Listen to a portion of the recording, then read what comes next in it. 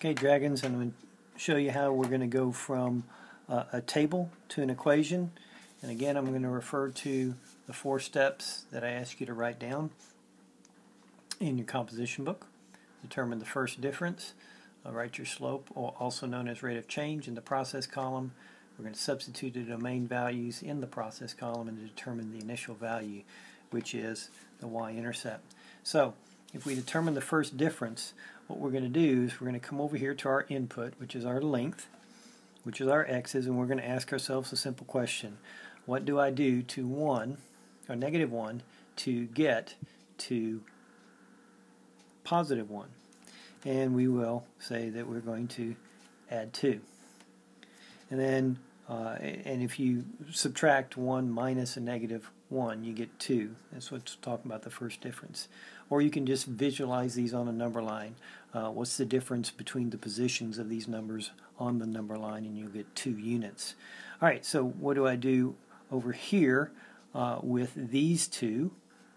And I ask myself, okay, so how do I get from a 4 to a negative 2? And I would subtract 6. So if we look at our first difference, this is going to be my change in my x, this is going to be my change in my y. And so right now it looks like I have a slope of negative 3. Now, we need to verify that by doing the next 2. So we ask ourselves a question, when we take a look at this, how do I go from 1 to 2? I add 1. Now you may say, well, these are different, so automatically we're going to stop. No, wait. If we come over here and ask ourselves, how do I get from a negative 2 to a negative 5? Well, I subtract 3. But what's the ratio? If we take a look at our ratio of the first 2, we have a negative 6 over 2, right? Negative 6 over 2.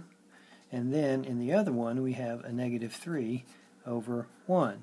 Well, if we reduce this right here, we're going to get a negative 3 over 1, and shazam, if we take a look at it, these are the same. So what are these differences telling us? Well, it's telling us our slope.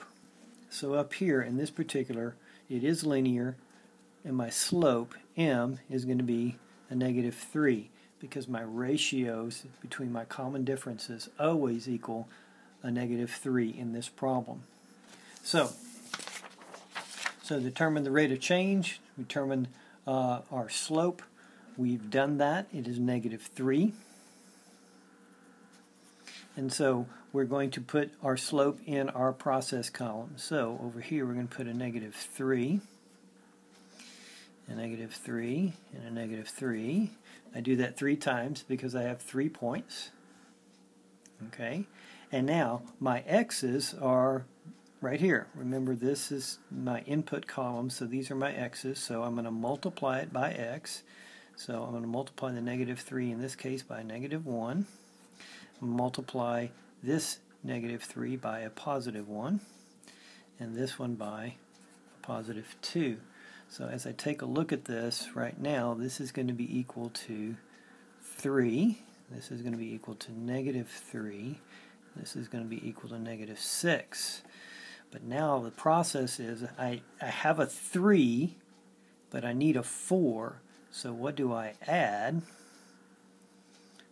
to 3 to get a 4? Well, I add 1. Now this should be true for everything. So if I have a negative 3, what do I add to that to get a negative 2 output? I add 1. And over here, same thing. I have a negative 6, but I need a negative 5. I add 1. So now I've found my y-intercept. It is a positive 1. So now I can write my equation. It's y equals negative 3x plus 1.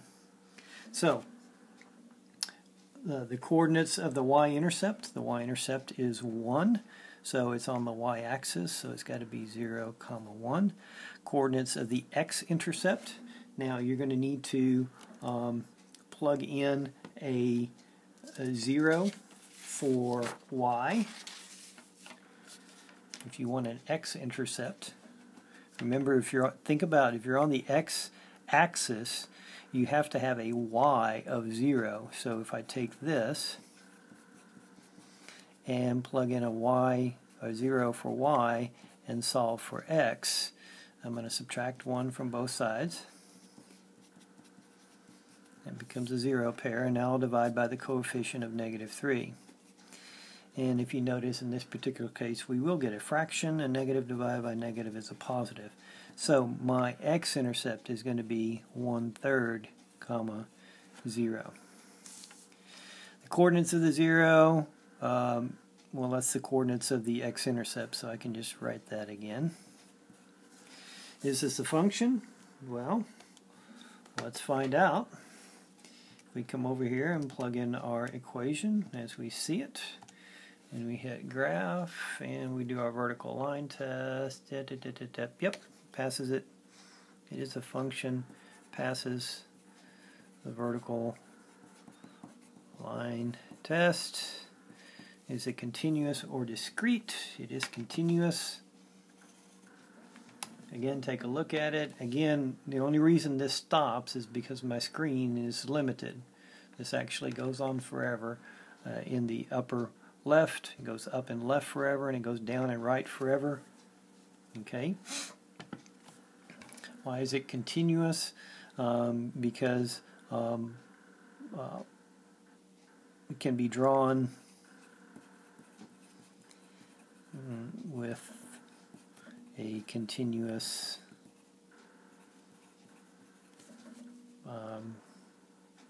stroke of the pen. Something like that. I should word that better. The domain, again, there are no restrictions on the domain or no restrictions on the range because I can't put this in a box. Again, it goes forever in all directions, up and left, down and right. I can't put any size on this, so we're going to say all real numbers. Remember what that double-stemmed R stands for, real numbers. What is the input value when the output value is 1? Remember, output is y, so if y is 1, they're asking what's the x. Okay, so I don't know. Let's figure it out. Y equals -3x plus 1. If y is 1, plug in a 1 right there and solve for x. So subtract 1 from both sides, 0 pair here, 0 pair there. And if we divide both sides by my coefficient, 0 divided by -3, x is going to be 0. Alright, so what is the input value when the output value is 1? That would be 0. And what is the output? What is the y value? When the input is -3, this is the easy one, so we'll go to our table and look for a -3 as an input, so the output is going to be 10. And explain how this function compares to the parent. As we take a look at the graph up here, the x-intercept has changed. If you notice, it went up from 0, 0. It went up, the y-intercept. It went up to a 1. So we say that that is a translate up 1 unit. And if we take a look at this, has this become steeper or flatter compared to the parent? Now if you want to, you can just come over here and type the parent in. You remember what the parent was? Y equals x. And if you take a look at that, it has actually gotten a little steeper than the parent. It's also been reflected. And so we're just going to go with the steeper.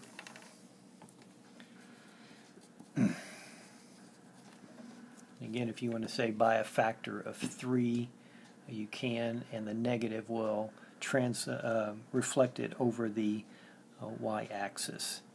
And there you go.